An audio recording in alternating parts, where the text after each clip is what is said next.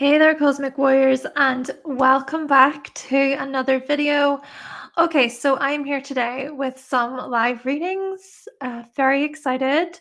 We have 4 people already booked in. Just clearing my throat here. I just ate, so do excuse me. But yes, we're here with live readings. It is a Sunday fun day. And I hope that you find your reading to be helpful if you booked with me. And just to explain then how this works, the instructions are in the description. So what you do is you fill in your birth information and you go to the payment link, you send through the booking. So it's $25 per question, but make sure that you do fill in your information. Okay, so I need your date of birth, your time of birth, and your place of birth. Right, so I'm going to get started. We have Diana first up, and just to confirm, we have Monica after Diana, and then we have Lisa and Claudia. Yes, we have you all here. Hello, Claudia. Welcome. Hope you're doing good. I am doing well. Thank you very much. I am feeling quite refreshed today. Hello to MK. Welcome to you. Yes, so thank you for booking, everyone. So again, just to explain how this works, because I noticed that more people are starting to come in. MK, you said your first live. Awesome. Hello to you. Hello, everyone. So many people are joining. Great to see. But yes, to let you know how this works, you go to the link in the description box, and then you can find the payment there for your reading. It is $25 per question, and then you send through your birth information there. Right. By the way, I need your time of birth, place of birth, date of birth for your reading. Right, so we're going to get into this. First up, we have Diana. Hi, Diana. Welcome. Yes, so we're going to get into your reading. You are the first one who booked. Thank you so much. I'm just going to share my screen with you all. Let's see.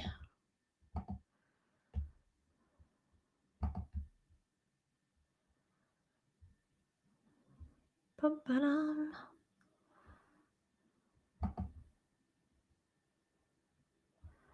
Okay, why?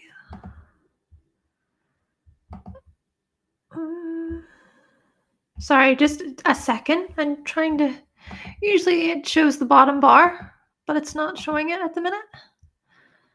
Oh, hold on. Exit. Let me go here. Let me just stop sharing the screen a moment. Oh, okay. Go back over. Yes. Yes. Share again. Yep. Okay. There we are. Okay, lovely. Thank you for your patience. Now, will you let me go to full screen? Will you let me do it? Huh. Interesting. It doesn't let me share the full screen. Let me go back out again. Well, that's new. That is new. We'll just have to do it this way. That's okay. Here we go. Hope that is still okay for you. There's just a couple of little icons at the top, but hopefully that's okay. All right, great. Yes, I got your question successfully, Diana. Thank you. And I am going to just read over it here again. And hello, Alexander. Welcome to you. And thank you to those of you who are booking with me. We have Marie, who also just booked. Lovely. Thank you. Right. So I am taking a look then at your question here, Diana. So it seems to be this 4-month mark you want to know about, sort of taking us up to September, October time. Yep. So really focusing on relationships here, marriage. Right. So the first thing that really stood out to me actually about your chart is that you have Juno, the asteroid Juno, in Sagittarius. And the significant thing about Juno is Juno is the asteroid of marriage, actually, within astrology. And with Juno then being in Sagittarius, there is something very freeing about marriage and relationships in terms of, okay, you do desire your own space and your own freedom. That could very well be important to you when it comes to committing, when it comes to meaningful relationships. But you see, Neptune is also there. Neptune is retrograde and it's the same degree as Juno. So when we see same degree planets in this tight conjunction, it really means that you can't have one without the other, right? So in your case, Neptune here adds what? Adds a fog, a haze.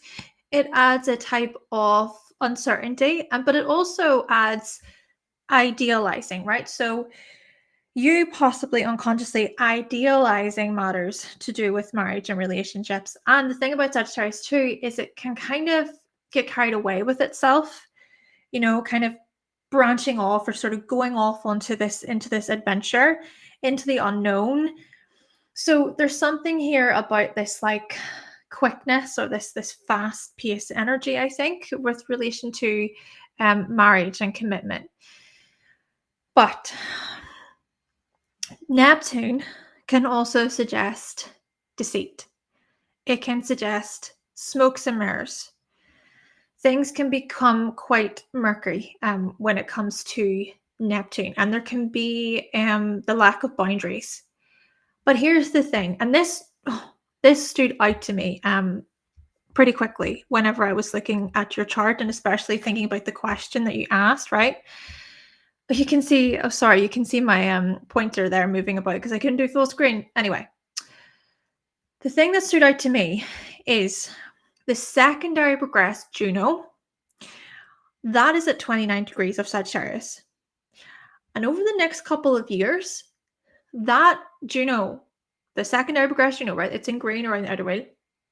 It's going to enter Capricorn. Here's the thing about Juno and Capricorn. It doesn't mess around. It is like, no, these are my clear boundaries, right? These are my clear values, actually, because it's going to be moving into the second house for you. So I do think that what you're about to come up to here very strongly over the next few years is just really knowing your worth, right? Knowing where you stand, where your commitments lie. And if there are not those commitments, right? If there is not integrity, bye, right? It's that type of energy. It's like, no, I know what I'm about. So I do think that there is going to be a huge level of seriousness that's going to really come up. You could feel that right now, given the fact that Juno is at that 29 degree mark, because 29 degrees, it's like there's this anticipation, there's this urgency. It's like I can sense that there's change. I can sense that, something is going to turn. Plus, the secondary progressed Juno is making a trine to your sun. So your sun is in Leo, right? And Venus, the planet of love, may I say, Venus is also in Leo. But you see, with the trine there between the secondary progressed Juno and the sun, this is about you loving yourself. This is so much about self-love. This is about you being able to shine in a way where you can put yourself first. And when it comes to relationships, when it comes to love, you know how much you're capable of giving, but you're going to be really quite mindful of who you give to. So there's a lot of lessons, I think, coming up here for you to do with self-worth and self-love. Moreover, I want to say that your moon is in Libra. Saturn is also there, conjunct the moon. So there is this type of, I would say, like an emotional need, if you will, to have some type of cooperation and harmony within your relationships. And you can sense whenever anything is off balance. The Saturnian part of it as well kind of kicks in and it says, hold on a second, these are my limits. But then there can also be these fears possibly related to relationships. and the setbacks that you have experienced throughout your life as well with Saturn and Libra. And then even Pluto is making that sextile to Juno. So your relationships have went through their own kind of, these upheavals, these crises points, these moments of, oh my gosh, it feels like everything's falling apart. But then there's also the transformational stuff that comes up with Pluto. But where does this leave you now, right? Because we can see the chart and we can see what placements you have. Whenever I look to your transits, which I have it open here on a different page, just let me go over a second and check. Is that switching over at the same time with me? No, that's okay. Okay. You say now you feel more detached because, yeah. Oh, Diana. Okay. I want to talk about just a couple of transits, all right? So you have Gemini in the 7th, and we have actually a lot of planets in the 7th. In Gemini right now. So therefore planets are transiting the 7th. And what's going to start to happen is these planets, they're going to start to oppose Juno and Neptune. Jupiter will also follow suit within the 9 months or so, something like that. Could be a bit less than that. But there will be those oppositions. What does this suggest? The dialogue. There needs to be communication here. There needs to be discussion here. About what? Well, values for one, Venus. About love and self-love, Sun. But then also with Jupiter, what's that? Marriage. Okay, marriage. So decisions are to be made, I think. Now, my job here as an astrologer is not to tell you which decision to make. I'm not here to do that. But I'm here to help you navigate and make sense of what's going on, right? To help you see the bigger picture, what's being activated. We even notice how Jupiter right now is opposing Uranus, right? So there seems to be the unexpected, but there could also be like a breaking free type of energy. But what I'm going to say here is, especially over the next few weeks, many conversations, maybe, hey, when it comes to the relating stuff, marriage stuff, this may not be necessarily about you having a conversation, with your partner, but maybe what's important for you, because this is what I like to do with people. I like to bring it back to them. So for you is to have that open and honest conversation from within, right? It's like, what do I want? What is my worth? Where do I lie within all of this? Yeah. Especially because that energy right now is sextile Venus. Yeah. Venus there, I think, is so much about your inner worth, right? Your inner security. So yeah, that's what I'm going to say there. And just to finish it off, especially with Jupiter, as I say, Jupiter will start to oppose that energy too, more strongly, with Juno and Neptune and everything. And I think that could be a time period of real defining moments. You said September, October as well, with time periods. By that time, the sun will be in around Virgo, Libra. Well, right, Virgo, Libra, Scorpio, around that area there. So yeah, I mean, the sun would then essentially conjunct Mercury for you and then all the Libra planets. So it does look like, yeah, serious conversations to do with relationships. And I'm pretty sure, let me check eclipses. Let me just go down my list. Pisces. Yeah, there's going to be a new moon solar eclipse that's going to happen in Libra as well on the 2nd of October. That is going to be at 10 degrees, so 7 degree orb to your moon, 8 degree orb to Saturn. Yeah, so I would say some pretty monumental chapters there, new chapters to do with relationships. Right. let's stop sharing then. Thank you so much, Diana. And I really do. I wish you all the best. Thank you. Alexander, I do actually. Yeah, I have a good friend who's a manifester. Yeah, love manifester energy. Okay, Monica.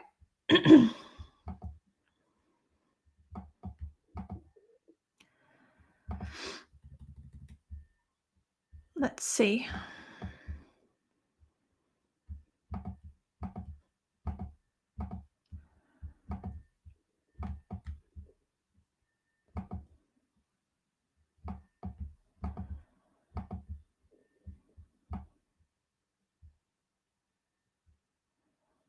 Yeah.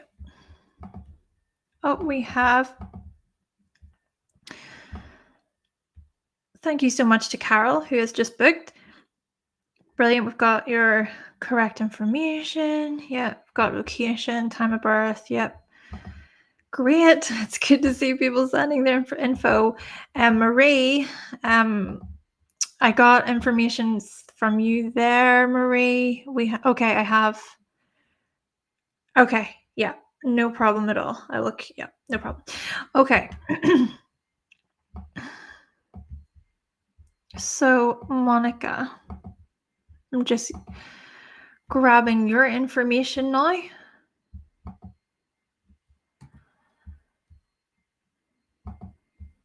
Just double checking it.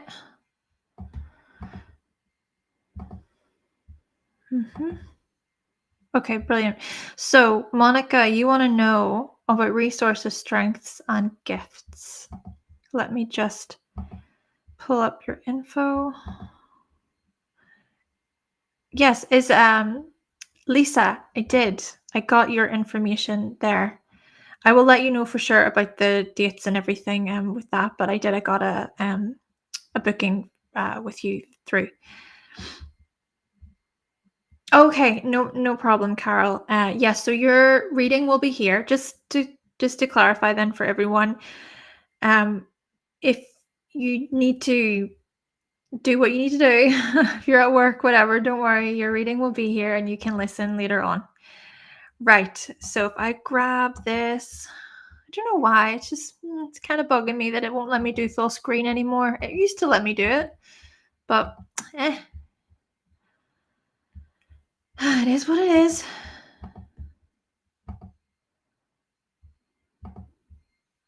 There we go. Okay, Monica.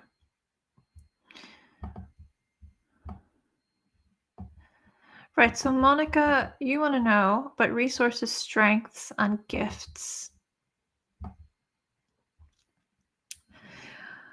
Oh, wow. Okay, resources. The first thing that's really jumping out at me here, Monica, is the North Node is there at 0 degrees, along with Neptune retrograde, in Sagittarius in the second house. All right. So, what we notice here is that your life path, your direction in this life is really related to your resources. Yet, with Neptune there, it can feel as if as soon as you have resources, they sort of slip away. It's that kind of influence.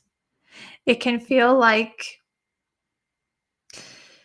you can become caught in this never ending loop, this never ending cycle of things just disappearing in that way. Or it could be that there's issues with losing, right? Losing things, misplacing things, this type of stuff. But I think what the North Node, in a way, is suggesting is that there's a lot here to do with inner faith, especially with Neptune. There's a lot here to do with the spiritual, right? You could even have particular spiritual values with relation to resources, right? Where, it's not so much about, you want to make all this money and have all these things, or have all this stuff. I think maybe your main priority is knowing that you're spiritually aligned. I think when you're spiritually aligned, then it's almost like things just come. And maybe as well, there's an element of not becoming overly attached. And maybe that's what you value in a way. Or you could have this outlook of, money comes and money goes, right? It is what it is. It could just be that sort of outlook. You could even have a particular philosophy that you live your life according to, um, when it comes to your resources and your finances and things like this. But I would also say here, if we think about the second house through this lens of skills and talents, right? Because you said gifts, right? Yeah, gifts and strengths. Well, my goodness, you could very well be extremely gifted at, being poetic or artistic. There could be, something artistic or creative that you're really into. And maybe it involves like travel photography, for instance, blogging or some sort of content creation, where you're broadcasting your images, some creative outlet in this way where you can share. But we want to we want to explore more, don't we? Because the South Node is then in the eighth house. And the South Node also has something to say about gifts.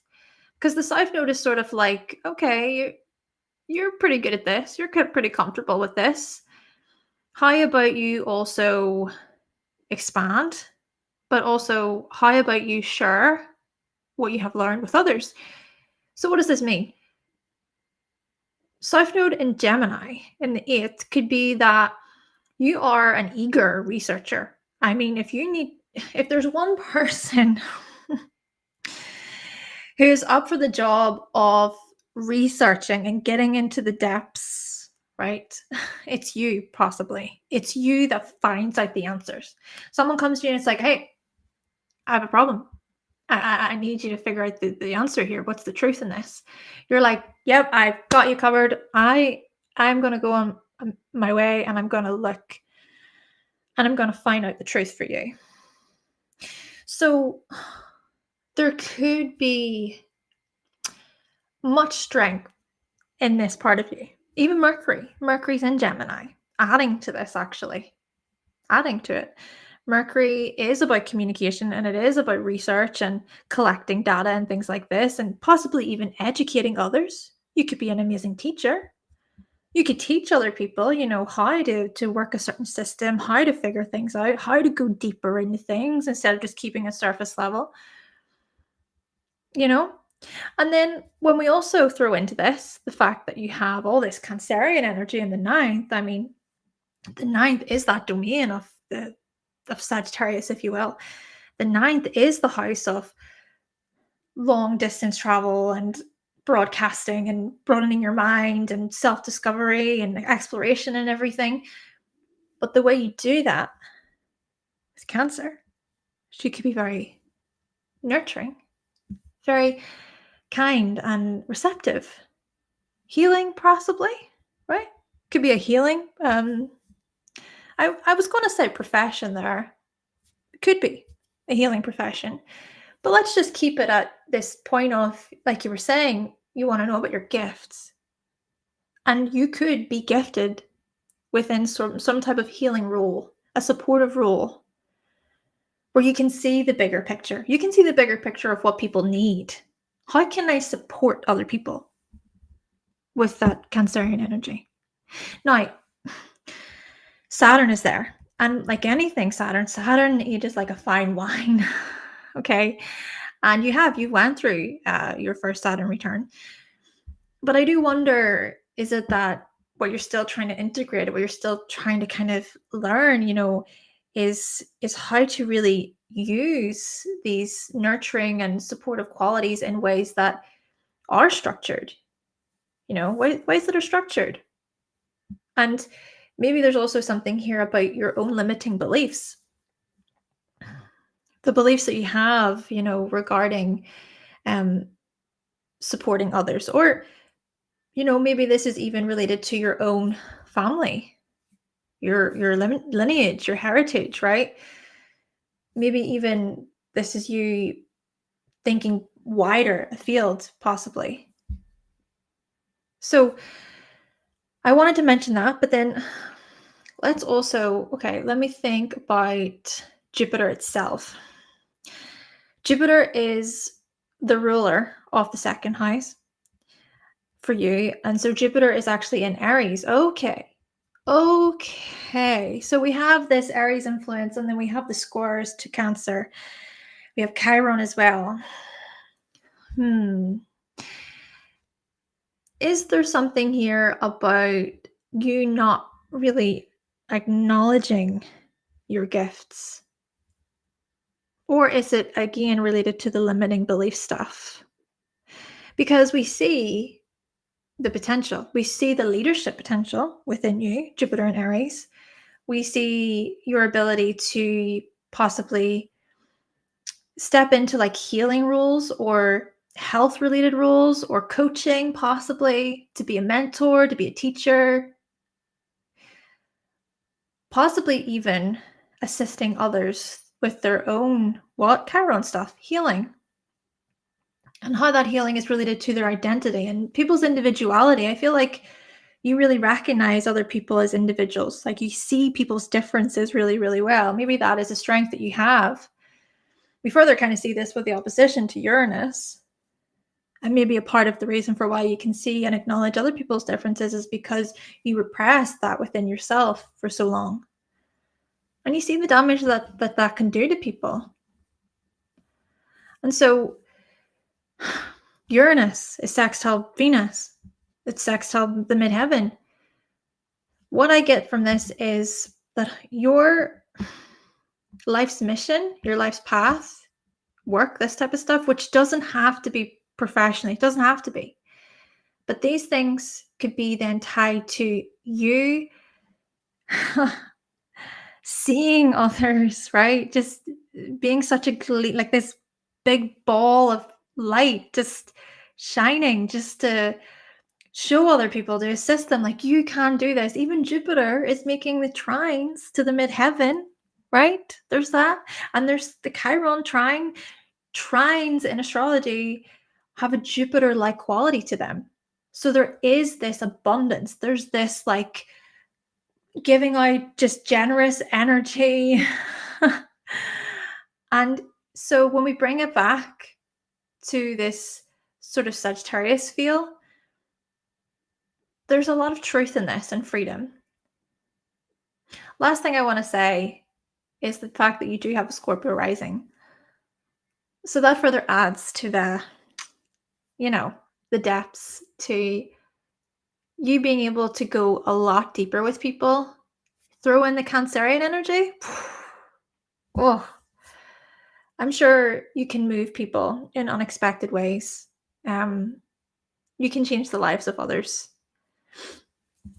Okay, so step. Yes. Let me look here. Hello. Okay, more people have joined. Hi. 2 seconds. Let me just. Let me have a look.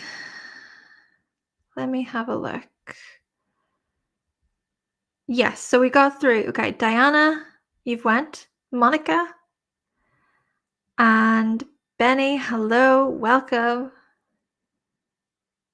Nice. Welcome to you. You say you have Saturn in the 4th. We've got Love and Light joining. Hello. Oh, is that you, Monica? Hi, Monica. Okay, you said there, did you say types of gifts?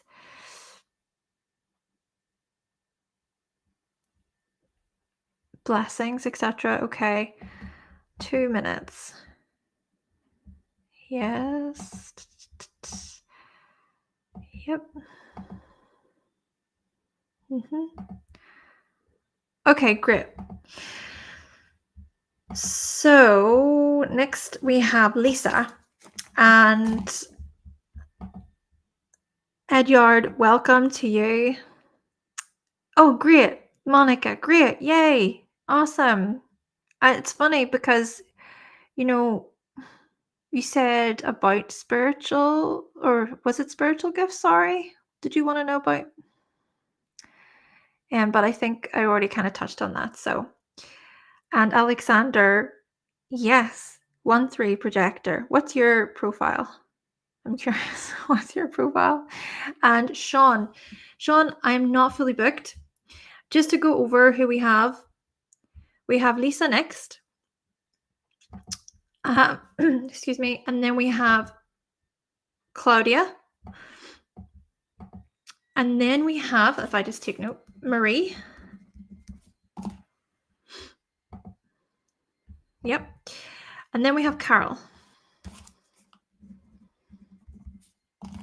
So I'm going to now pull up Lisa's information.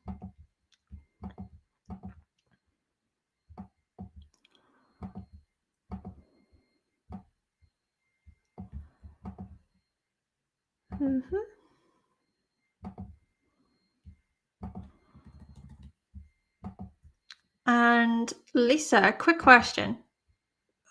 This may be a silly question to ask you, but is it Bruges in Belgium? Is the birth location Bruges in Belgium? Because the reason why I'm thinking is that a silly question, because I'm like, is surely Bruges is the only, you know what I mean? There's no other country in the world with a city called Bruges or a town called Bruges. I don't know. Claudia, you said you did not add your question. No problem.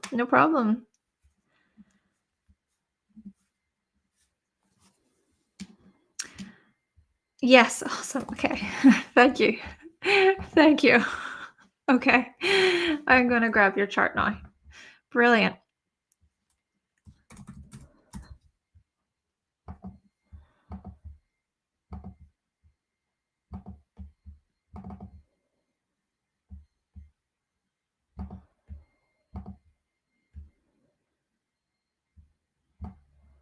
Now, I just want to say, of course, these readings are just quick readings, but if you want the full experience, you can always book with me by going to hannahselsewhere.com.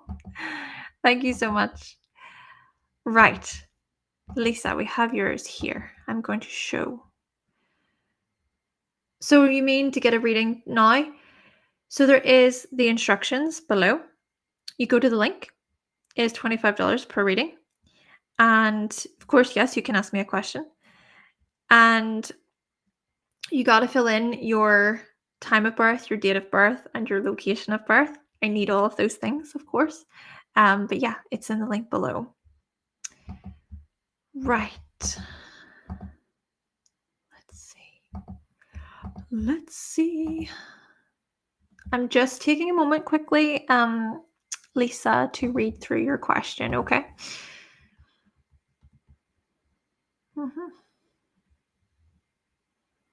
Okay.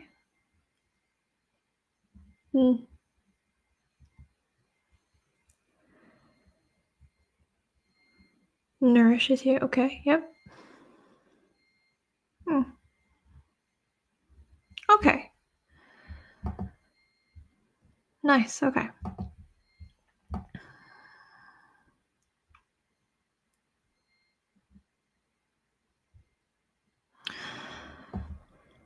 Right. So you said you're looking for work that nourishes you. This is really a big factor for you. Let me just grab some transits for a moment. I want to get a couple of other timing techniques to help me out. Just getting my tools. Let me find as well birth here.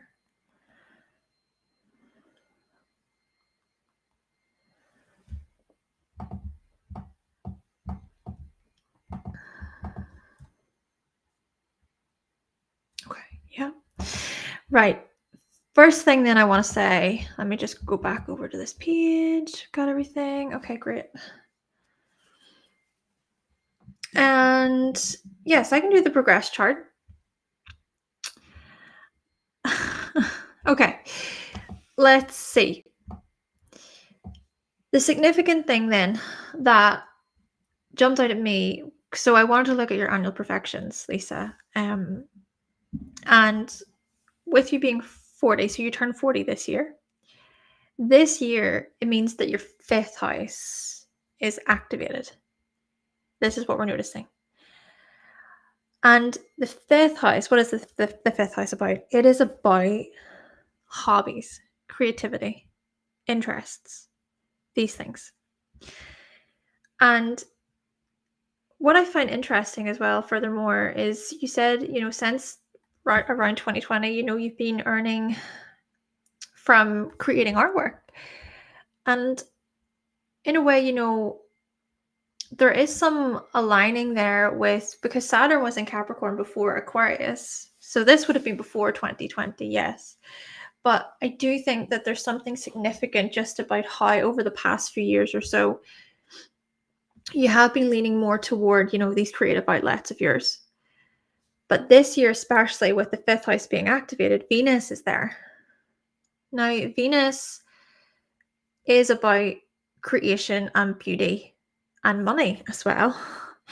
So, there could be this seeking enjoyment quality to this year for you, and perhaps greater freedom with Jupiter, of course, in Capricorn. Plus, there could be more of a go with the flow energy, right? So wanting to kind of follow your own modes of creating and just seeing, right, okay, what can you learn? What is the direction that you're headed in? Trying not to necessarily, define things super heavily. But then we also see a couple of things. First thing is Saturn, which is the ruler of your 5th house. It's also the ruler of your 6th house. But Saturn is now in Pisces and it's transiting your 7th. And it's actually quite close to your secondary progressed Venus. There, your secondary progressed Venus is in Pisces. So what is this suggesting? It's suggesting setbacks, delays, limitations within business partnerships, within relationships. And then the other thing I want to say is with the Aquarius influence in the 6th, you've got Mercury there, you've got the Sun there. The 6th house is about routine and daily practices, but Aquarius is more rebellious. Aquarius is much more experimental and just kind of wanting to do its own thing. So I just find it interesting, that these themes are here, they're present, given what you were saying, within your entry form. And I think a big thing that stood out to me is the so creating a job that truly nourishes you.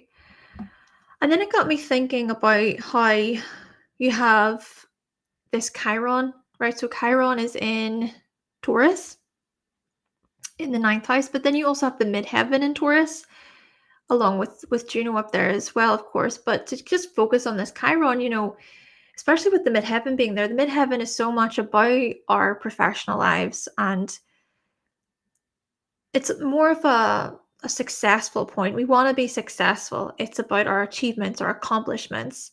So there is this slowing down influence here. And then Chiron as well is sort of like saying, energetically, this is about taking care of yourself, your body, really paying attention to your body's sensations.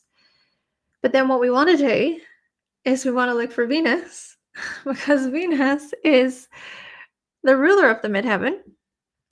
And Venus is in Capricorn. So we come back to this point. We come back to the 5th house. Lisa, there is so much here about you doing the things that you enjoy, right? There's so much here about, what was it? You were saying there that you were a teacher for 19 years. I mean, that is incredible. And the midheaven being in the 9th house as well. I mean, the 9th house is this house of teaching, and we notice like mentors and professors and things like this showing up within the 9th.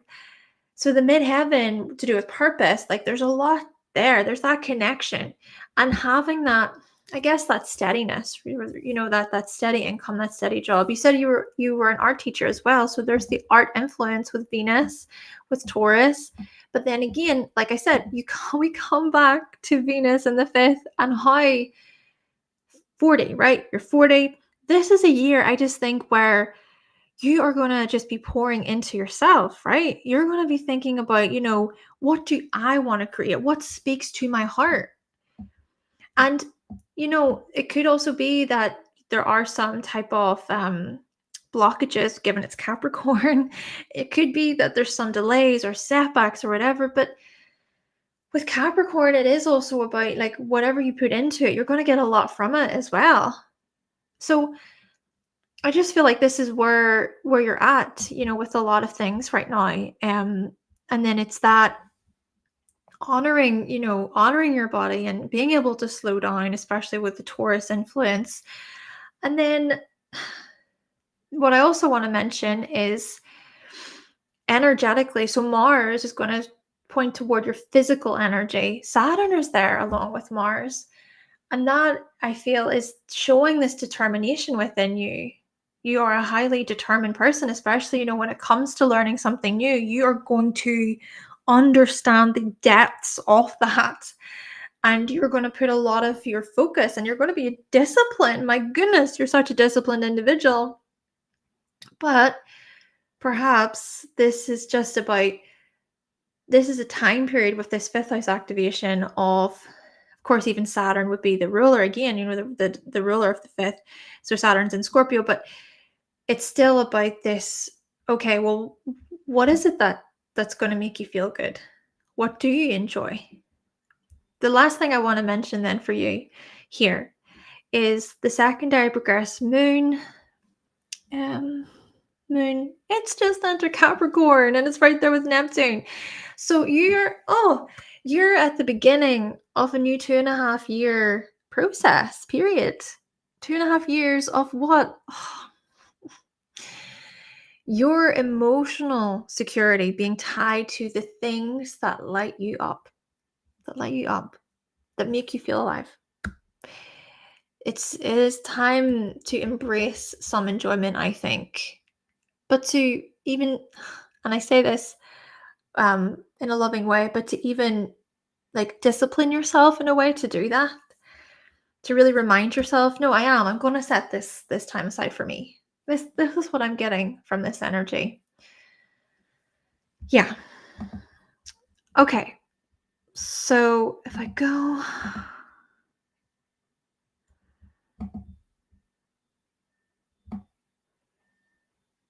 energy, creating a job. Yeah. Yeah. Okay. And just lastly then, for the actual job side of it, I think with the North Node being in Gemini and the Moon being in Gemini too, because of course, you did say about with jobs especially, even with how the Sun is making that trine to the Moon in Gemini, I think really you being intellectually stimulated is important to you, and having variety, having choice. It's having that flexibility, the freedom, the flexibility to be able to move and to be able to jump from thing to thing whenever you need to. I think that can be freeing. And even with all of the Gemini energy right now in the sky, that's in your 10th. So there could be a lot coming up for you, especially with Jupiter transiting your 10th over the next year or so.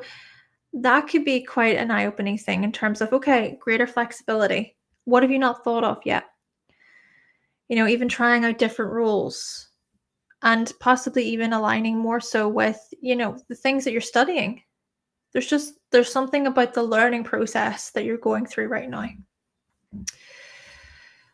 Okay.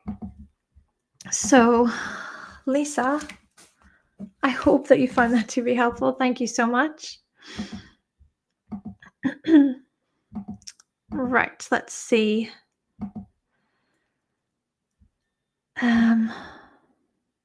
Just give me a moment, folks. I'm just clearing a few things and then I can continue. Okay. we have Claudia next, and I don't know if you did put your question in, Claudia, but I will have a look. Thank you so much for booking, everyone, today, and I hope that you find your readings to be helpful.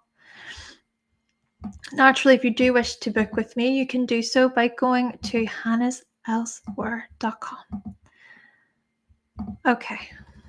Right, I'm going to enter your information in, Claudia, and then I will have a look at the chat and I will see if you have placed your question.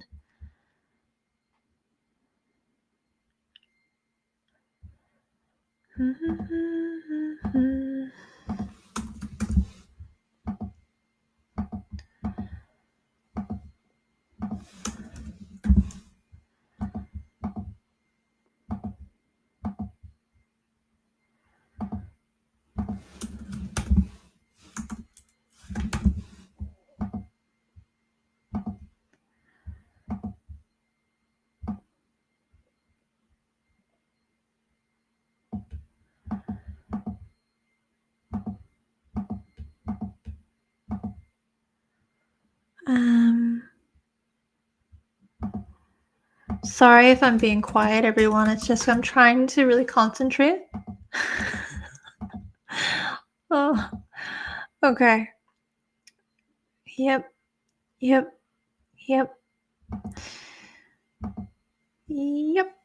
Okay, great. Just see if... There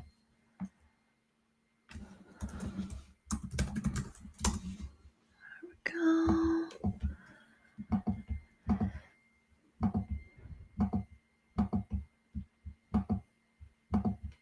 Come out of there, go here, grab there.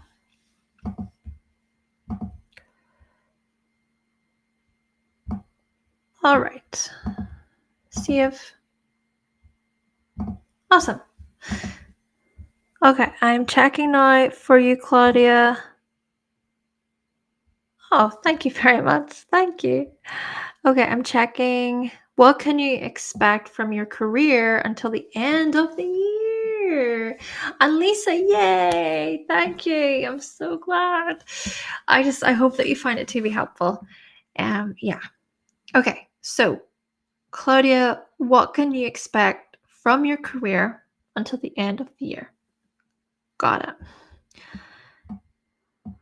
Go down. And share.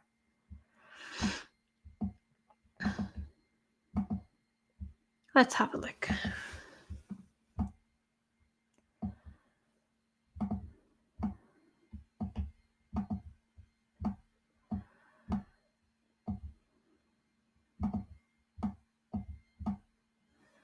Okay.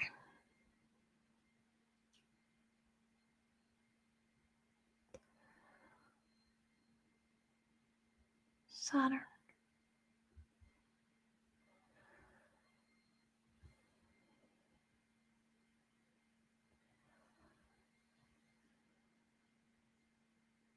Okay.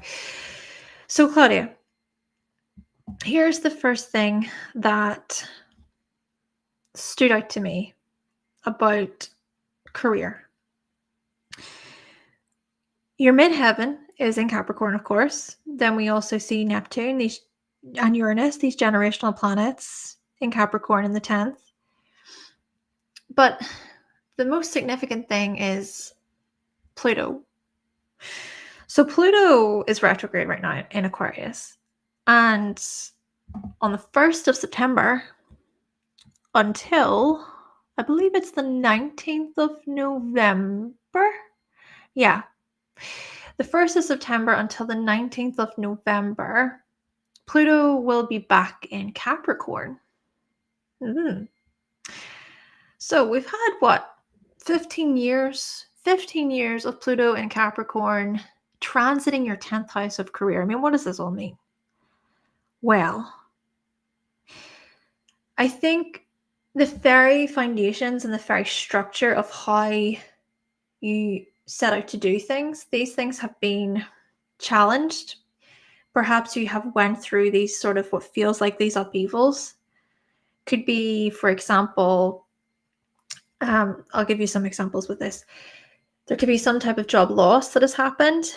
It could be that what you've been trying to build, what you've been trying to establish for yourself within your professional life, that has been a challenge, because as you have went to build, the foundations have, or the structure rather, has come falling down, or the foundations themselves have been really rocky and shaky and it's just turbulent. It's that turbulence. It's sort of like the Tower card. If you've seen the Tower card in the tarot deck, I'm not sure if you read the tarot or not, Claudia, but really in that image, it's this tower and it's being struck by lightning and people are falling out of the tower and everything. And it's that kind of collapsing, right? It's that collapsing fate. And maybe, sure, it doesn't have to be as jarring as what I'm making it appear or seem, especially because you don't have any personal planets in Capricorn, right? So maybe for you more so, it's this like collectively, right? It's collectively. It's like all these challenges. It could be like, the cost of living, or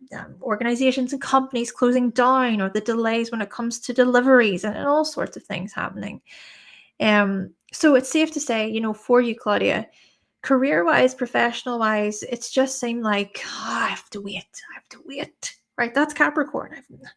I'm having to put in all this work, and then you get to a certain point and you think, I've worked so hard, like what's going on, and you come up against a block and another block and another block.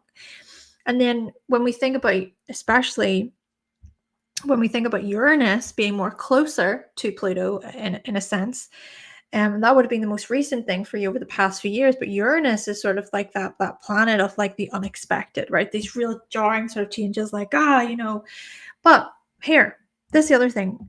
A moment ago, I said there that you don't have any planets in Capricorn, which, yeah, sure, you don't. But the secondary progressed Mercury and the secondary progressed Sun are in Capricorn. So we are seeing this kind of elevation for you when it comes to career, wanting to establish yourself. I think for you, it's important to be a professional, and hey, Saturn, the ruler of the midheaven, that's in Pisces. So what? Being perhaps a professional when it comes to, let's give some examples. A professional when it comes to the mental health industry, supporting people who may be less fortunate, charity causes, being somewhat of an expert or professional when it comes to working within the health industry, like hospitals, maybe even more of an artistic route, such as photography, something more creative, maybe something quite spiritual in essence. But I'm going to kind of, given the fact that you have the Scorpio stellium in the 8th and you have Moon in Virgo, I'm going to kind of go with how, professionally speaking, your life's work has been so much about health and wellness, possibly psychology, research, investigation. There may be engineering, Scorpio influence, Saturnian influence, architecture. Just, hey, these are just possibilities that I'm saying here. But whatever the case may be, I think for you, it's really important that, there is some type of structure and you are recognized. That's a big word for Capricorn. You want to be recognized. So what is this all got to do with Pluto, right? Pluto retrograde will move into Capricorn in September and will be there for a few months. It will be retrograde for a couple of months. It will then turn direct, and then it will re-enter Aquarius on the 19th of November. You've already had this hit, I guess. And what I mean by this hit is, okay, what's going to happen is it's like going to feel as if you're having to have another look. Okay, have another look at the foundations, have another look at the professional stuff. Maybe answers from managers, bosses, important figures. Maybe having another look about your actual strategies, right? Capricorn is very strategic. And Pluto re-entering Capricorn is going to be another, like a final call to go, right? Really, we want you to look at the strategies here. We want you to revisit the foundations here. We want strong and sturdy foundations from you. So that could be a good time for what? An action plan. Maybe you already feel this and you have felt this because, as I was saying, Pluto was in Capricorn. There was that hit before, and that was last year. So maybe for you, Claudia, there's just there's something here about reassessing the plan. What's the long-term plan for you? Hey, your sun is in Sagittarius. So what's this about for you? Your sun in Sagittarius, you're all about that foresight. You can use great foresight. You can be very aspirational. And I would also say having sun in Sagittarius kind of assists you with what? Positive thinking. Capricorn can really dwell in that place of like negativity and just, oh, nothing works out for me. And I'm, not saying it's necessarily a bad thing, but that can often at times overwrite I can see the possibilities, like I can see the potential in this. So you have that, I feel you have that within you. This, let's get moving, let's try it and see the positive in this. So what I think overall here is that Pluto retrograde will be quite an important one for you, because this is going to influence the 10th for you, and it's going to give you an opportunity to revisit the plan of action. Then we also throw into the mix the fact that your Saturn return is happening. It has been happening. Okay, Saturn is in Pisces right now. So this is your first Saturn return, and a lot of it then is to do with even just that inner self-recognition, or I'm going to throw this out there, health, your own health. You've got Chiron in Virgo in the 6th. You've got Moon opposite Saturn. How's your health? How are you looking after your health? How are you looking after your body? Are you stressed? Are you feeling the pressures? Maybe there is something here about you being able to step back and to have that honest review, because it's like the future of your health in a way depends on it. And maybe there can be some type of assistance here or support here when we think about how Pluto will make that sextile to Juno in Scorpio. When it comes to sextiles, they have a Venus-like quality to them. And this then suggests you possibly looking for support. There could be support from, let's say, could be a spouse, could be someone that you share resources with. This could be like a loan or a debt situation that you manage to sort out. Or it could be that there is some type of renewal there when it comes to managing the accounts, especially because Pluto and so your natal Pluto and Jupiter are also there in Scorpio. Hey, Mercury's also there too. There's a bit of a wider orb there, but all in all, I feel like there is much to say about the renewals of your shared resources and managing your resources and managing the sharings of things too. And maybe even gaining a deeper insight. Could be speaking with an advisor, or hey, this could relate more to the more of that inner stuff, right? Your emotional world, your emotional body. Because all that Scorpio in the 8th, I mean, it can suggest that,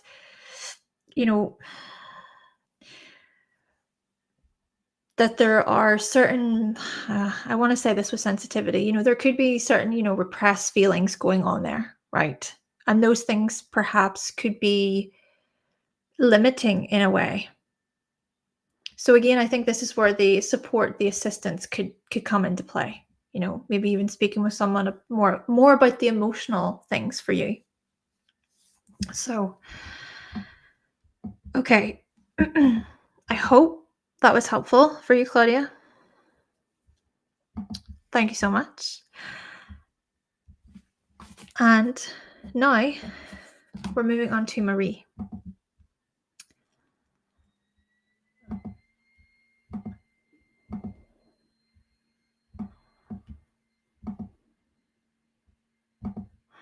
Okay, we also have Rebecca who has booked. Thank you so much. I think we're going to go with Marie, Carol, then Rebecca, and then I think I'm going to stop it there. Yeah, I think. But what I'll do is Oh, brilliant. Thank you, Claudia. Thank you. What I'm going to do is I'm going to edit the title. So just give me a moment. We have 3 people left then, and then that's going to be me for this evening. Hey, that projector life. Ah. I need rest sometimes. uh, okay, let me just edit the title.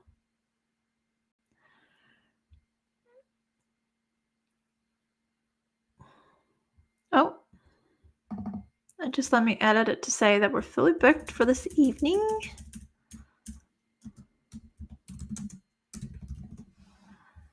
Right. Save. Oh, I had to close.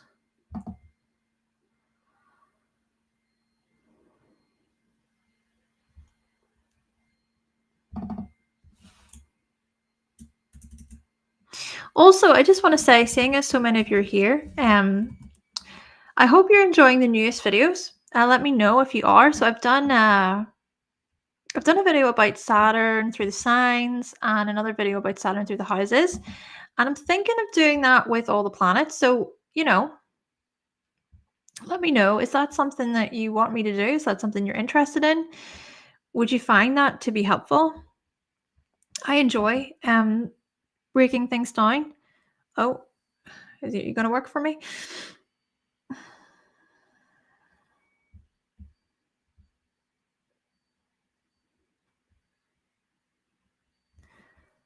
Okay. Right. Moving on then, I am just going to type in Marie's information. Let's see if I go there. If I go there.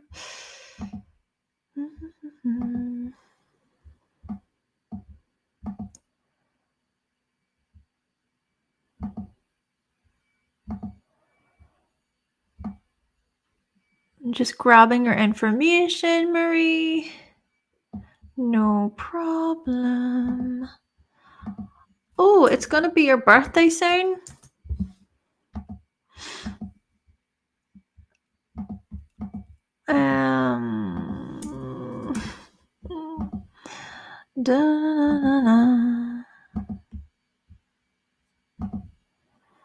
And then, okay, got it.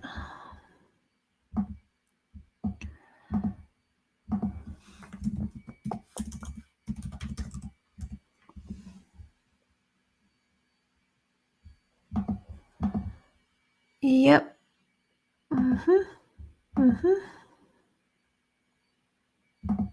Yep.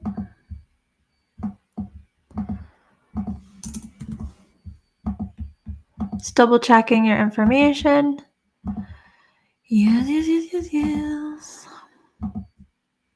Okay. Brilliant. And then I need to save and sure. Let's see.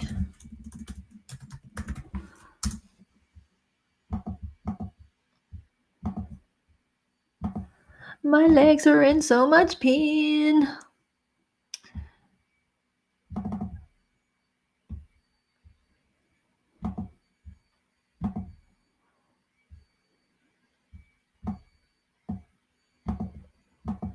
There we go. There we go. There we go.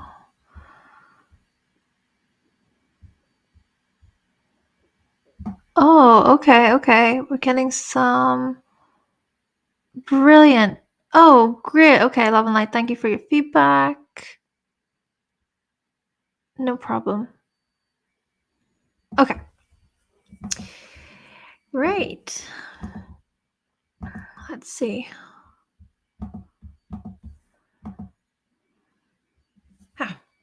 Haha. I'm just reading through your question, Marie.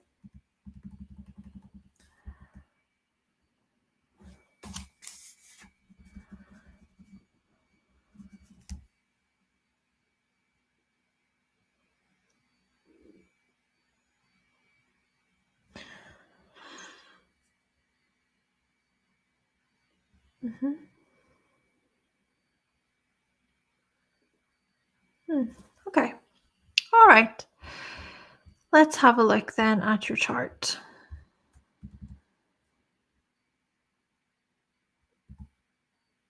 Even just grab some transits as well. Oh.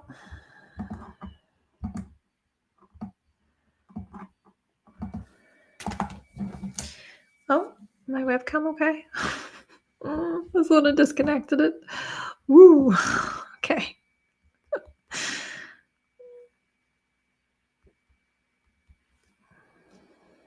Okay. Fine.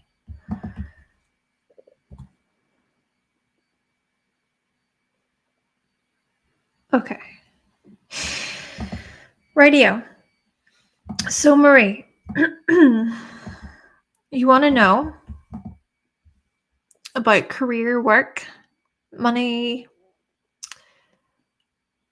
stay at home? Yeah. Okay. Future and career. Right. So, for you, move out of the way, please. Yeah, so for you, right, I know obviously with information, this year, basically, there is an activation of the 6th house for you, and you have this Saturn in Taurus energy in the 6th. So there does seem to be a big focus on you this year, which you're coming to the end of, really, but there does seem to be a big focus on, okay, routine, schedules, more of that efficiency, and thinking about as well how you can manage your time more effectively, considering to, energetically how you feel in your body. There's a lot here to do with your physical body, your physical energy. How these matters have been, on your mind, and how maybe you've even felt somewhat limited to move more freely throughout the day and stuff like this. But then with the next birthday coming, the 7th house will be activated for you for the next year. And this is where we see that you have the sun in Gemini with Mercury there as well in the 7th. So there could be a lot coming up here to do with business, right? Sort of like business contracts, business deals, new partnerships, even with the stellium in Gemini right now. We've got Jupiter transiting your 7th, which is your chart ruler, by the way. Jupiter's your chart ruler. We're going to see more movement, I think. I think you're entering a period, especially over the next year, that is more flexible. And here's the other thing. Uranus will enter Gemini sometime in 2025, but just for a little bit. But by 2026, will be there for its full period, which will be a good few years. So Uranus will follow after Jupiter for a while and really will usher in these significant new changes, right? Progression, really branching out, reinventing yourself, getting curious about different ways of doing business. Plus, this energy, so Jupiter and Uranus, we'll focus on Jupiter just because Uranus is a bit far away. We'll focus on Jupiter because that's now and for the next year. Jupiter is making trines to Uranus and the midheaven in your chart.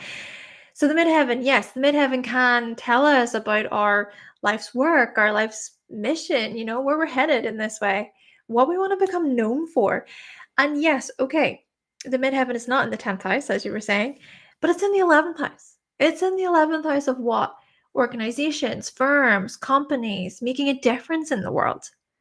And with Uranus there, oh my goodness, you can certainly make a difference. You can certainly provide like this cutting edge energy, this creative sort of renewal, this buzz, this electrifying influence, bringing that influence to the world, especially when it comes to relating, when it comes to partnership, because it's in Libra.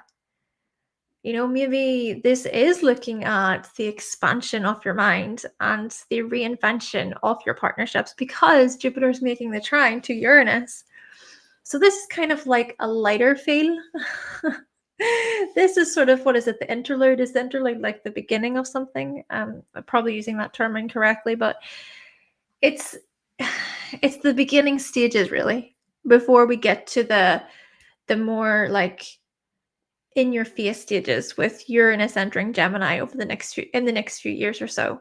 Plus, I also want to mention that the secondary progress Venus is right there in Libra, and it's conjunct Uranus, it's conjunct the midheaven. So we see this, right? We see this within you, this eagerness, this wanting to like get out and socialize and make a difference and be a part of something. This is what I'm getting. You want to be a part of something that's bigger than you.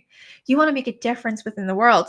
Plus Jupiter, your chart ruler, that's in Libra. That's in the 11th house. So you're big on your communities. You're big on your teamwork. Jupiter's also making a trine to the sun.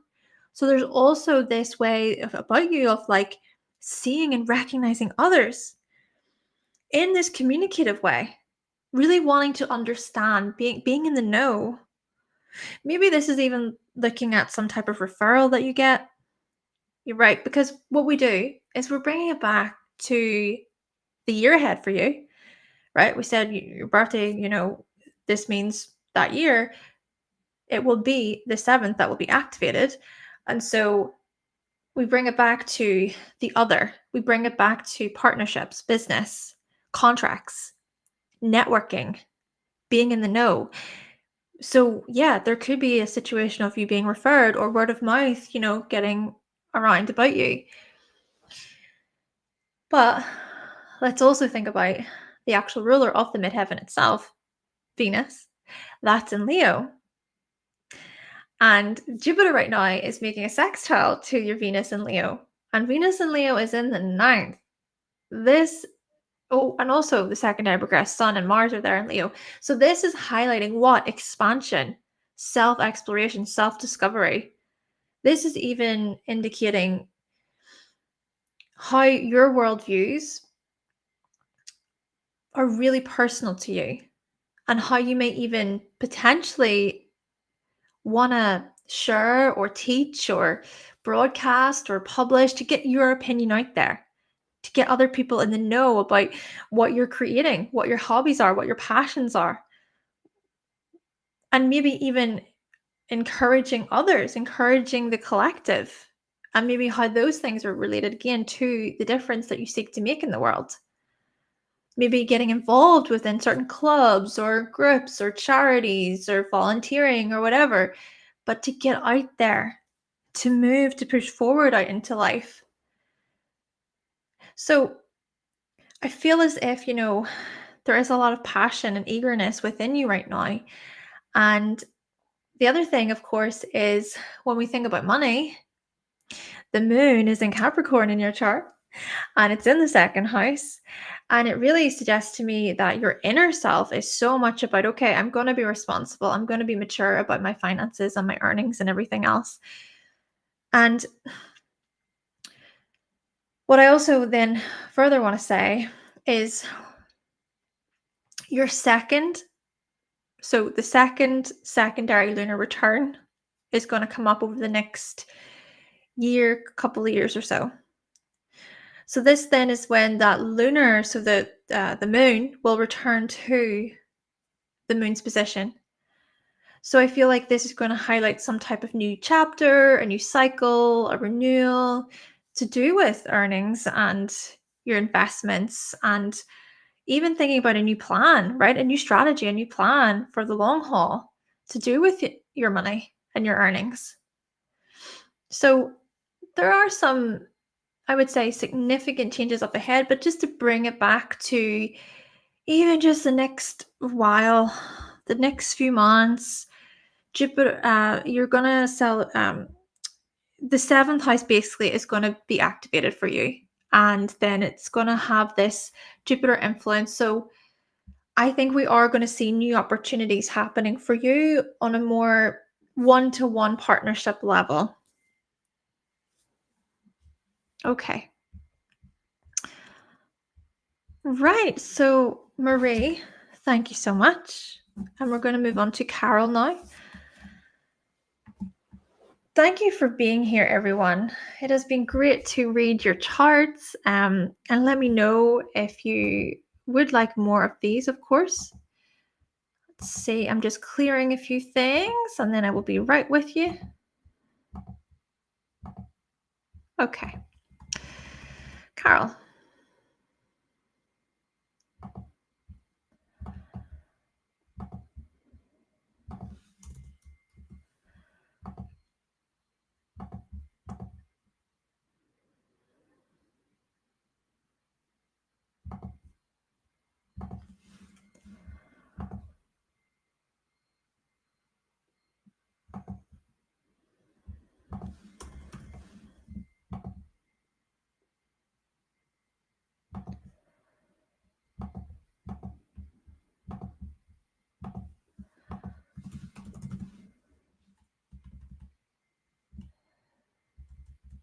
Let me see.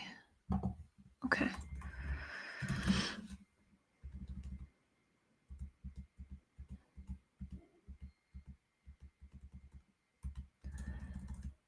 Let me see. Okay. Got it.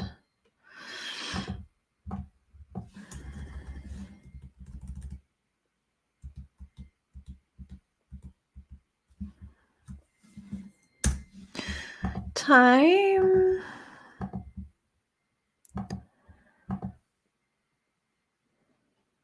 All right. I hope this, if Carol, is Carol in the audience at all? I hope this information is correct. I'm going to go with AM because of the digits that you placed in. So I'm going to go with AM. If you're here, Carol, is it AM or PM? Let me know.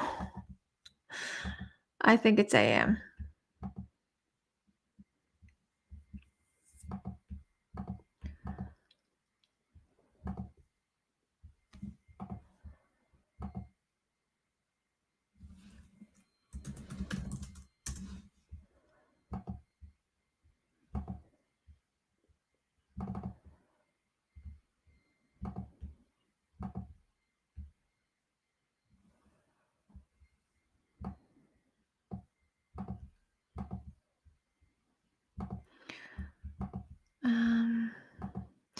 And Carol, if you are watching this, if anything is incorrect, just give me a shout. Okay, you can email me. But I'm hoping it's AM, given the information. Okay. So, okay. All right. Thank you for your question, Carol. I'm just reading your chart. Oh, okay. Oh, right. So we have here, you want to know about friends. All right. Chiron is there in Cancer in the 11th house. And we also notice that there is that trine to Juno too, right? And there's also some trine energies to some secondary progressions of yours, right? You've got the secondary progressed Mercury. It isn't in Sagittarius, but it was in Scorpio for many years there, which we'll touch on that too. We also see how the secondary progressed Sun and Venus are in Scorpio, right? And also how the Sun, Venus, and Mercury natal are in Libra. It's safe to say when it comes to relationships and partnerships, they matter to you. This is what we see with all this Libra energy. What this also suggests is that you care about cooperation, you care about people getting along. Now, is that to say that you're not, you're still going to basically stand up for what is true and what is right? There's still going to be that justice element when it comes to Libra. But really what you want, I think, and what you really crave when it comes to relationships, of course, because Venus is there especially, is that you want there to be some type of harmony. You want to feel like, people are getting along and we don't need to cause an argument. Why start an argument for nothing? It's this type of attitude. But you see, we notice too that these planets are making these challenging aspects to the Capricorn energy. And we also notice that Chiron is in Cancer. Yes, by degree, there isn't an aspect there, but there is by sign. And what I'm going to do is I'm going to try my best to break this down. The 5th house in astrology can relate to how we played as children. Okay? Play, fun, joining in on the games. You have Saturn there. And you also have these challenging squares to the Libra energy. So it appears as if when it comes to fun, there are blockages. There seems to be resistance. But what there is also shown here is the Chiron influence, which makes any type of rejection or setback or feeling like, you're being left out, it makes it all that much more personal. And there could have very well been, there could have been these moments or a particular moment throughout your life that was like, okay, I can't trust these people. There is I would say, a type of wound, a scar here.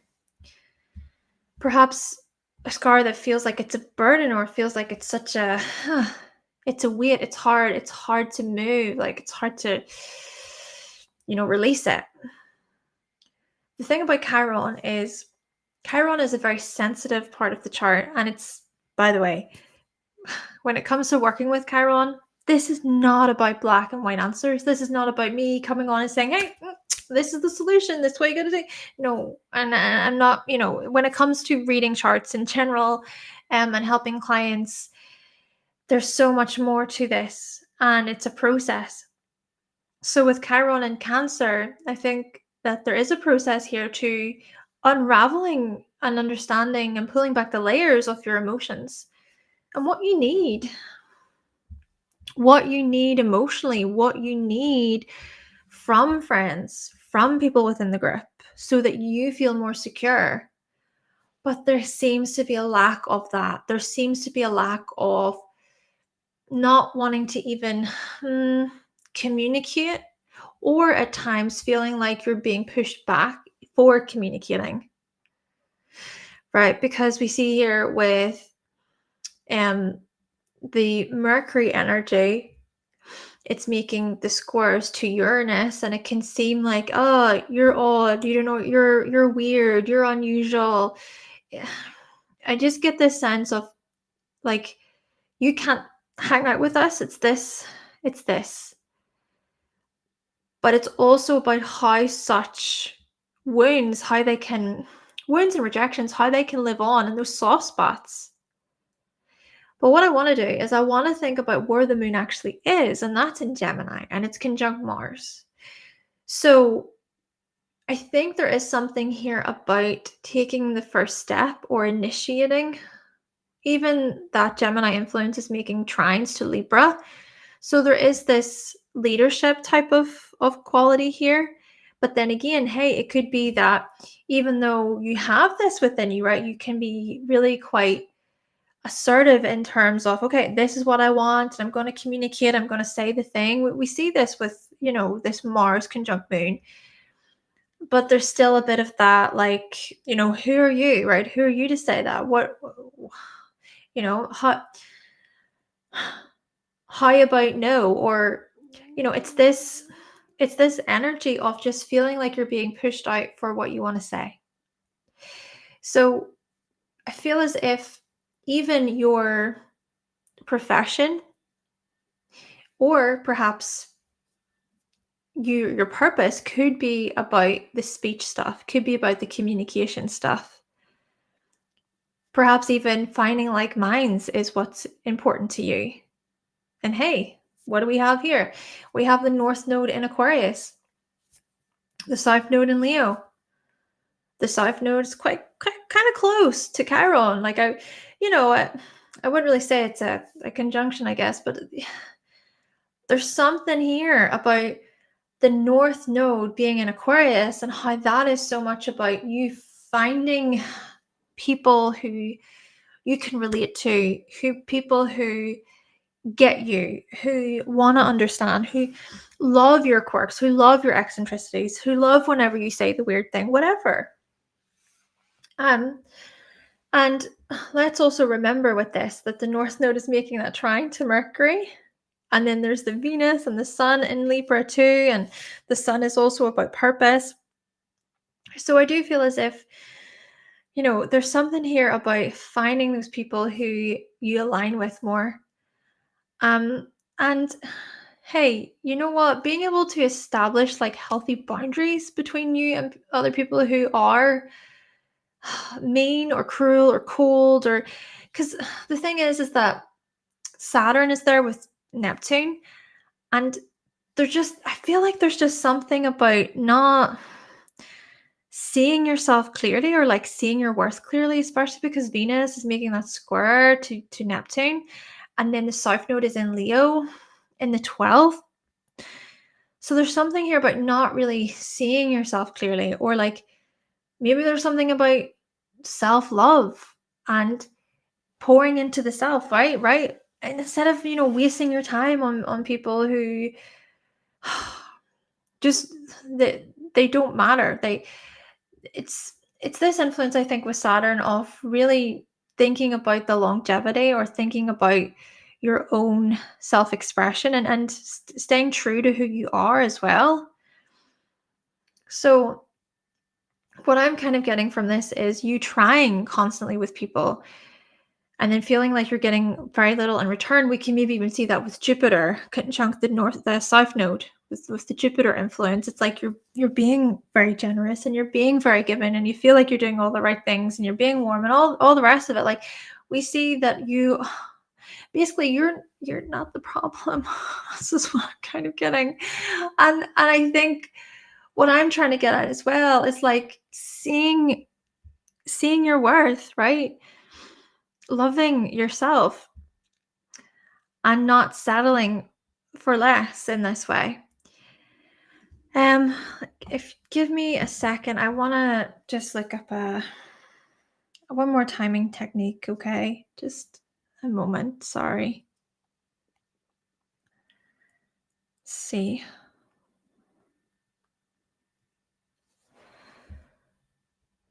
Let me see.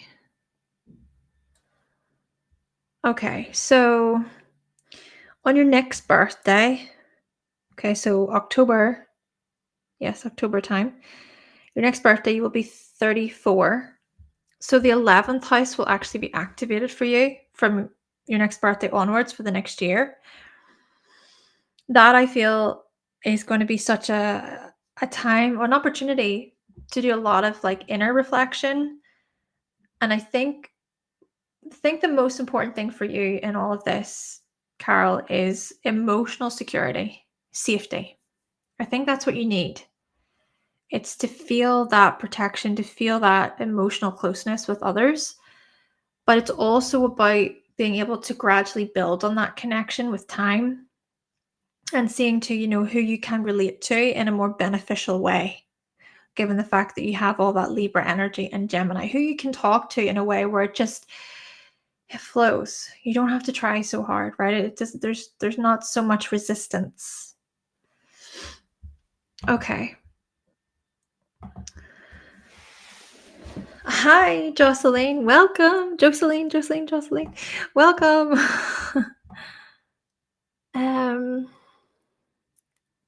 Oh, awesome. No problem. Great.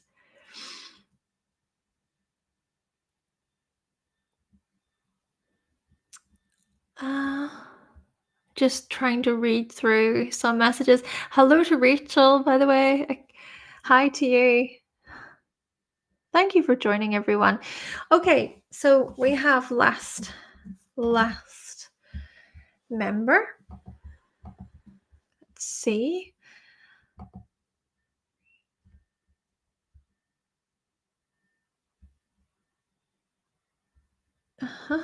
Okay.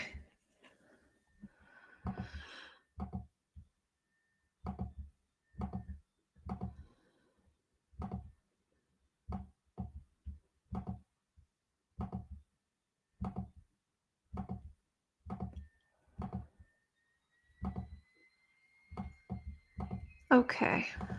I'm just typing in your information. Thank you so much.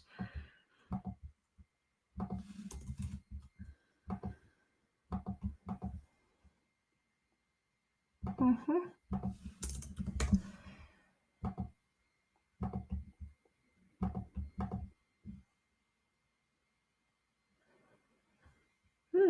Okay.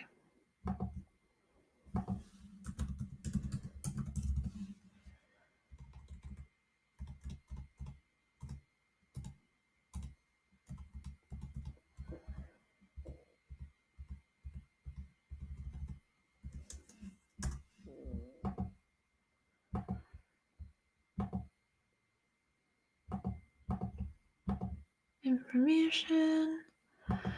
Yep. Okay, brilliant. Just gonna save yours.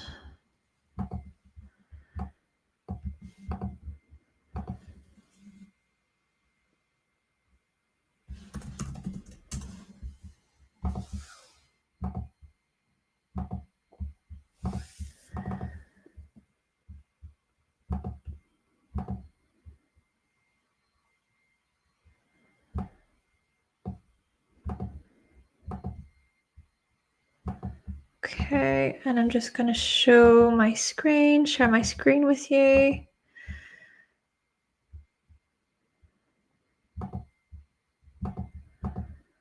Okay, awesome. All right. So this is for private. Rightio, I'm just getting some timing techniques for you. Let me see. Yes, okay. It's for Rebecca. Okay.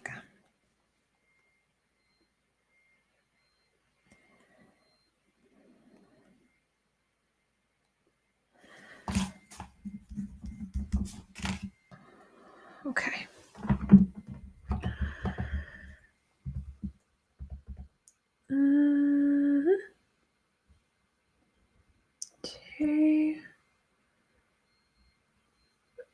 Okay.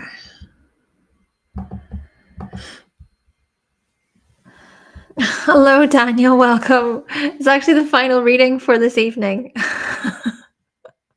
Welcome. I hope you're doing good. Okay.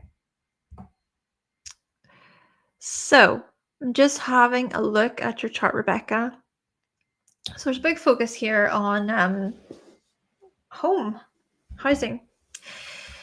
Well, let's think about it this way. The most recent year, so the activation year for you, before you celebrated your birthday. So basically, for the past year or so, there has been significant movement when it comes to home because the fourth house was activated, right? So the fourth house, it shows up as home and family and property. Sagittarius is really the sign of movement. Plus, the secondary progressed Jupiter is retrograde there and it's in Sagittarius. So there could be this indication here of movement, relocating. But then we come into this year. So with your birthday and then the next year after, the fifth house is activated for the next year. And Jupiter is also there. But you see, the fifth house, I suppose, is more so about children. It's more so about creativity, hobbies, forms of enjoyment, this type of stuff. And I do think that you have been craving something freeing. This is what I'm getting, right? I feel like a lot of the sort of reasoning and the purpose behind this big transition for you, to do with housing is about freedom, possibly related to a relationship because Juno, right? Juno is also there in the fourth. And we also noticed that there is the square to Mercury, right? Mercury and Pisces. Mercury is also your chart ruler, right? Because you have that Virgo rising, the chart rulers right there. Mercury can also be about this change, right? There can be a changeability to Mercury, especially with it being in Pisces. So the Mercury square to Juno could be this changeability related to relationships, especially with Mercury being in the 7th house. So yeah, to me, what is coming up is no longer being part of something that's binding, and you being in at this you being at this point of, I want to have greater space to roam and to think about my own emotional needs. Now, with this shift into the 5th house, however, well, Capricorn is much more strategic, and I would even say cautious. Is a lot more cautious. So it could be what's happening now for you is you can feel this sort of caution, this, huh, did I make, it's like, did I make the right decision? Is this, is this really the thing that I want to do even? Is this really for me? Right? So maybe what this is indicating is just giving it, if possible, some time to explore what your options are. Maybe there could be something about the bigger picture that you haven't thought of yet because Jupiter's there in Capricorn. Even Jupiter is making the trines to Pluto and the ascendant. So I kind of wonder, I wonder when it comes to, is there a pattern, right? Is there a pattern of making decisions, maybe possibly could be quickly, could be in a quick way, but it could also be more of, the word I'm looking for is extreme, like having this very like cut, get to the point, cut throat sort of way of making decisions, and then coming coming to the other side of that and thinking, oh wow, okay, well that's no longer, moving on. It's that, this is what I'm getting from this. Yeah, I'm getting how the house stuff is, it's tied to other decisions that you've made that have been quite big. This is what it is. It's big decisions, life-altering decisions, especially with Pluto. And then that energy is opposing Mars and Chiron in Pisces. So there's also something about it where back and forth, I'm not sure, is this the right, there could be that kind of sitting on the fence energy, or maybe even looking to others for, like, I need to know because I'm not really sure within myself. I'm not really secure about this, because Chiron, right? Chiron is there. It's opposing the ascendant by the same degree, and so that Chiron influence can maybe suggest some type of difficulty in faith or believing or trusting, right? It's like, I trust that this is the path. I trust that this is the next step. But when we bring it back to the 5th house influence with Jupiter and then the trines and everything, I think there is something about slowing it way down, slowing it down. And here, this is the thing too, just now that I mentioned slow, because when I said slowing it down, the first sign that came to my mind was Taurus. When we look to your transits, Mars is going to enter, well, it has entered Taurus, sorry, today. On the 9th of June, it's today. Maybe this is why I've been slowing it down with these readings today, but Mars is going to enter Taurus and transit your 9th house. What's the 9th house? Long distance travel. So I wonder, where are you moving to then? What's the situation following the housing situation? Are you thinking of taking a trip? Are you thinking of taking a holiday? Are you looking to relax?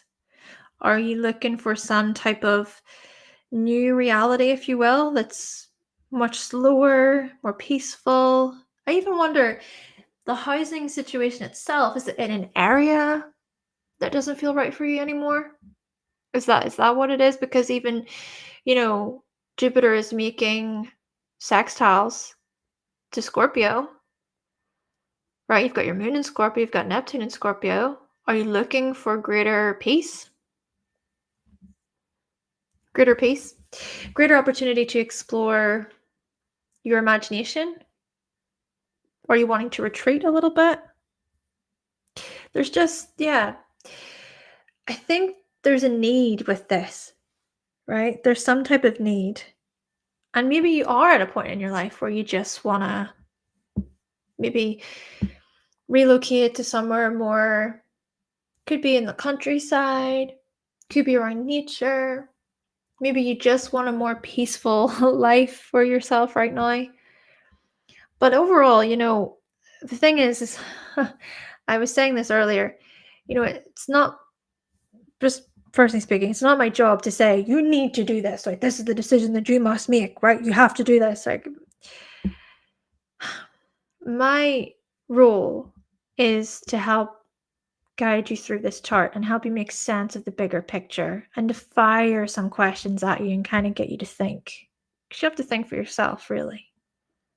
So maybe there is something here about just taking some time to go over those bigger questions, to go over those harder questions, right? Last thing I want to say for you, Rebecca, is the fact that you have, so the Sun and Venus are both in Aries too. So I do think that when it comes to you, throughout your life, you have made these decisions for yourself, which it's like you figure it out anyway, you kind of, whatever choice you do make, it's like you figure it out for yourself and you recognize, oh, it's all good. We're all good. Yeah, but I do get this sense that there can be a bit of this, perhaps this, oh, but if I do this, then what could this mean? And, there could be some of that kind of trying to control a bit, or the sort of overthinking or overanalyzing a bit with the Virgo influence there. Yeah. Anyway, so that has been yours, Rebecca. Thank you so much. That's everyone. That's everybody. And if I just scroll up a second, hello to Chelsea. Welcome to you. Hi. And I'm just reading others, seeing who else has joined. So we're all done for this session. That is everybody booked in. Thank you. That's all of your charts read. It's been a great session. I just, you know what, I thought, let's just slow it down for this one and just take a certain amount and just, yeah, keep it slow.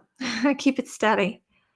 Thank you so much, Monica. Thank you. I hope you have a great evening as well. And Jocelyn, let me see what you're saying. Okay. Yep. Just in the chat. Rodrigo, hi to you. Marita, hello to you.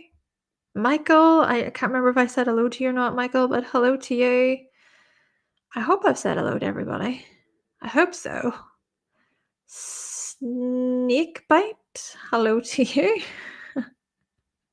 You said, hi, this is fun. Oh, you're talking about the miniatures in the background? Yes, they're my partners. He's very talented. Very, very talented. He has Pisces in the 5th, which I hope makes sense to you. Yeah, I think I've said hello to everyone, and yes, Alexander, you were talking about the Enneagram earlier. I can't remember what mine is. I can't remember. I looked it up years ago. Oh, it's no problem, Jocelyn. Next one. Thank you for being here. Thank you for chatting with me, everyone. You know what? Such a great group of people to chat to. And thank you all to those of you who booked with me today. I really appreciate it. And if anything, I just hope that you got what you needed from your reading. I hope everyone, you're happy with your reading. You find your reading to be useful. It has been a pleasure. Happy Sunday, everybody. I hope you have a great Sunday. Thank you, Edjar. Yes. Oh, it says I'm a 2. What? Alexander, it says oh, sorry. Sorry. You're not talking to me. Sorry. I think you're talking to somebody else. Anyway, everybody. Thank you. And hey, I might look up my Enneagram now that you mention it. You know, manifestor and all that. I'll look it up. That's definitely me then, everyone. Oh, you were. Okay, you were talking to me. I'll have to look it up, as they say. Have a great evening, everybody, and I will talk to you all soon.